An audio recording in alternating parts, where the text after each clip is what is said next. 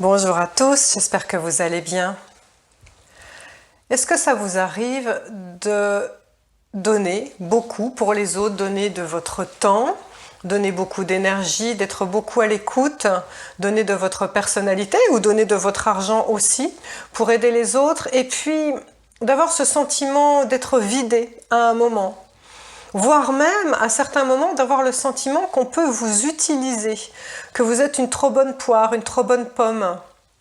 Eh bien, cela a un rapport direct avec le quatrième chakra qui se trouve ici, le chakra du cœur, qui est le chakra responsable de votre rayonnement vis-à-vis des autres et surtout, quand il fonctionne correctement, il y a un équilibre entre donner et recevoir, puisque dans la respiration, il y a autant d'inspiration que d'expiration. Toute la vie, en fait, fonctionne en système de balancier comme ça, autant d'un côté que de l'autre côté. Eh bien, je vous invite à comprendre le fonctionnement du chakra du cœur. En plus, le chakra du cœur est responsable des organes qui sont les poumons, entre autres, le cœur et la peau. Donc dès que ce chakra ne fonctionnera pas correctement, il affectera ces organes-là. Il y a bien beaucoup de choses qui découlent de ce chakra du cœur.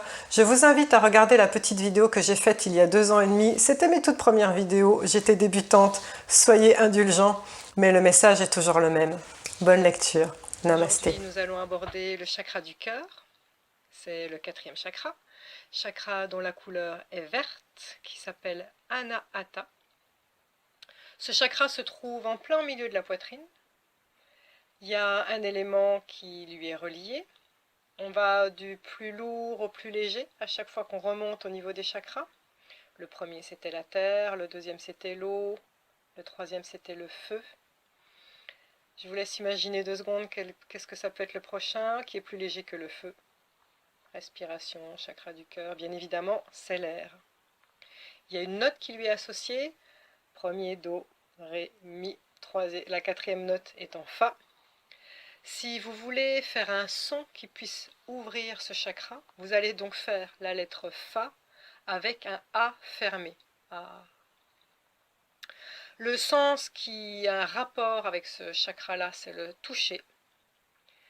Les organes qui correspondent au chakra du cœur sont les organes qui ont un rapport direct avec cette zone-là, à savoir le thymus, poumon, cœur, le système immunitaire, la peau. C'est pour ça qu'on a le sens du toucher par rapport au chakra du cœur.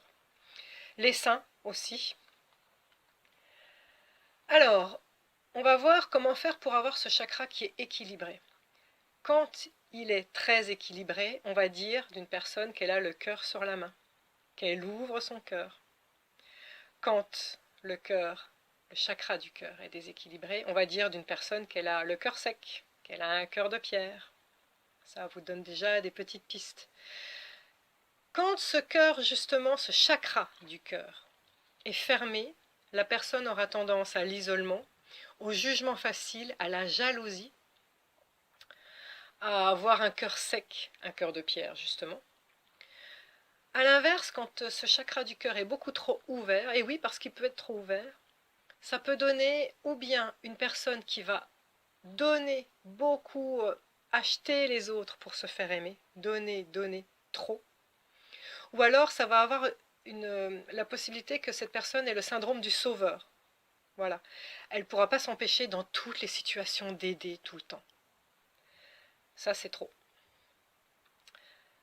Alors comme pour les autres chakras, il va y avoir des pierres, des huiles essentielles qui vont stimuler ce chakra, le rééquilibrer.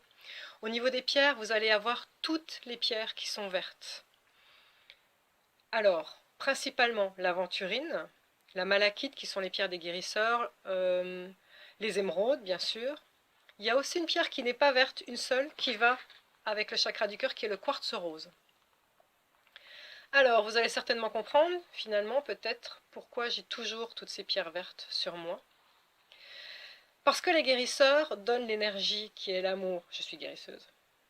Les guérisseurs donnent l'énergie qui est la plus élevée, la vibration la plus élevée, qui est aux antipodes de la peur qui vous pétrifie, qui vous empêche d'avancer, qui fait que vos atomes sont bien, trop serrés les uns contre les autres. C'est pas léger, il n'y a pas d'air, il n'y a pas d'énergie entre ces atomes. Qu'est-ce qui vous fait flotter? Qu'est-ce qui vous élève? Qu'est-ce qui vous sent léger, comme sur un nuage? L'amour. L'amour est la vibration la plus élevée.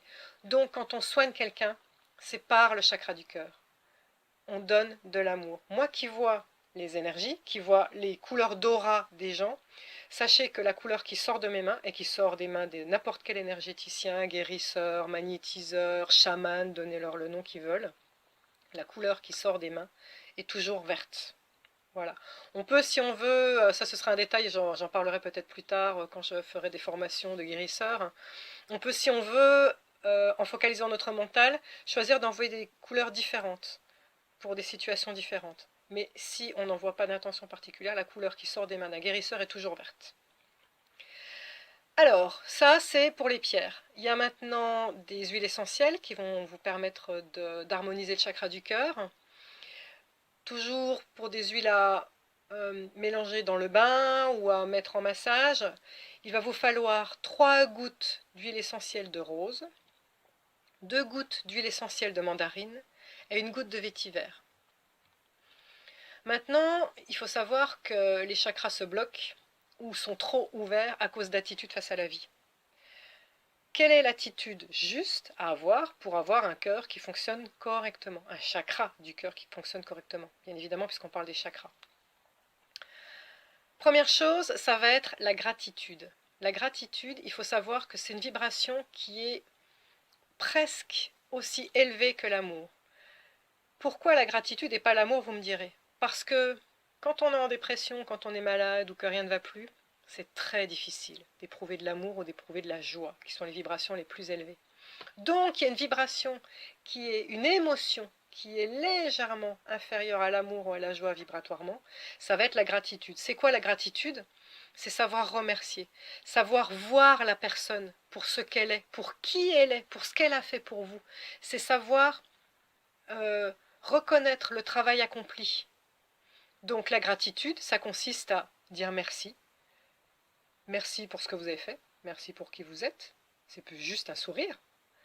C'est peut-être donner en échange de quelque chose qu'on a reçu.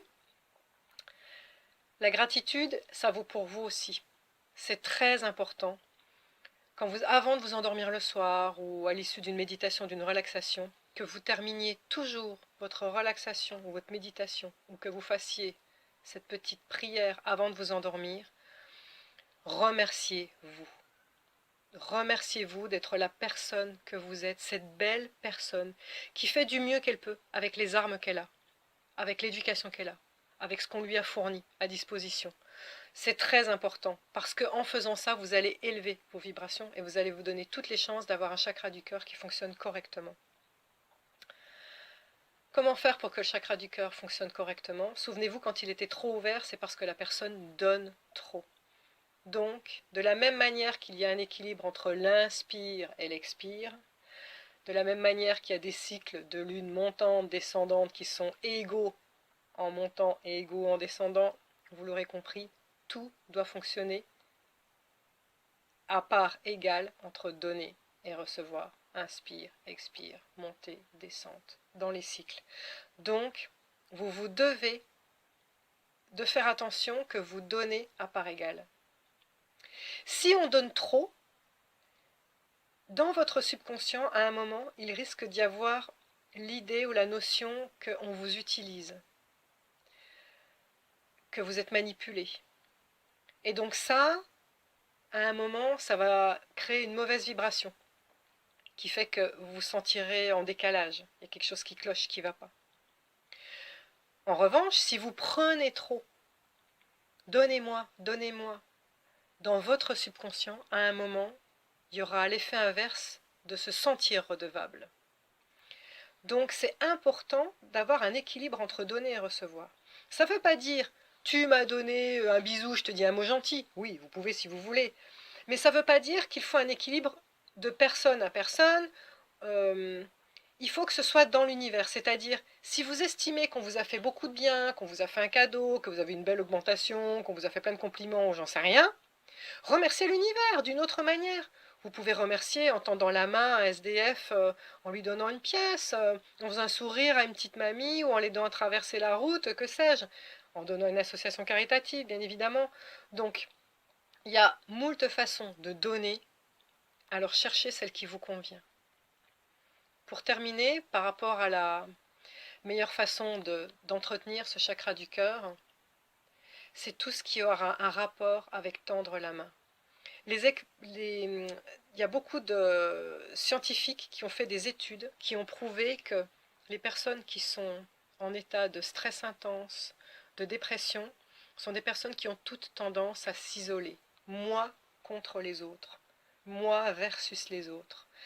Or, quand on est dans un rapport fluide de donner et recevoir, on prend conscience que tout le monde est pareil et qu'on a besoin de tendre la main, besoin d'aider.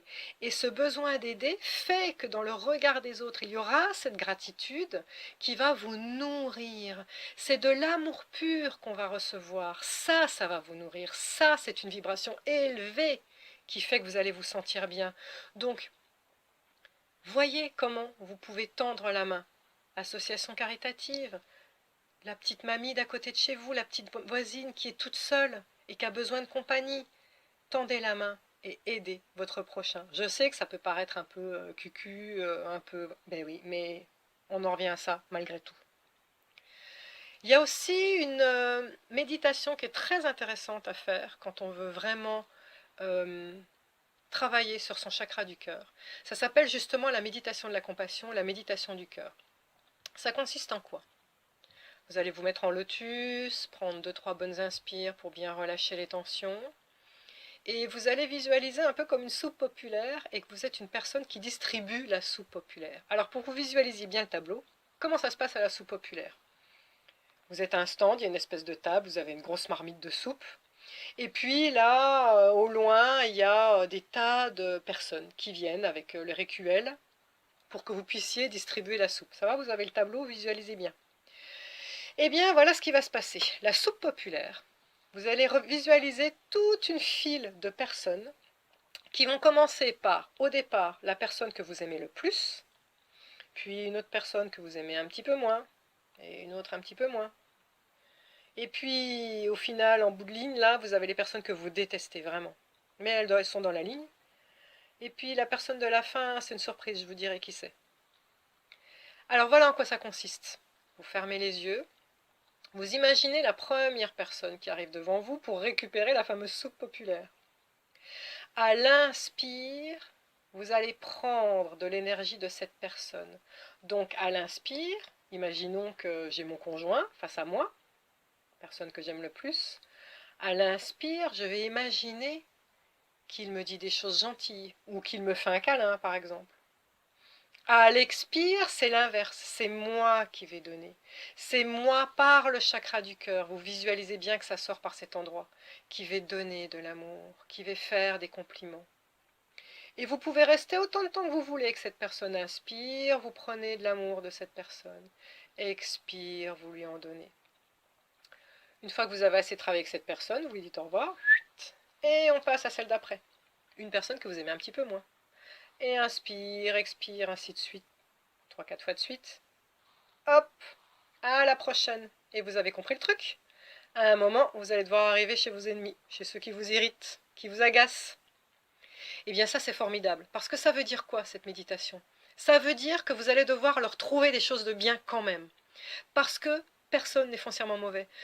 Tout le monde cherche à faire du mieux qu'il peut avec ce qu'il a. Je vous assure, tout le monde au fond de soi est persuadé qu'il fait bien, qu'il essaye de faire du mieux qu'il peut, même ceux qui font des horreurs.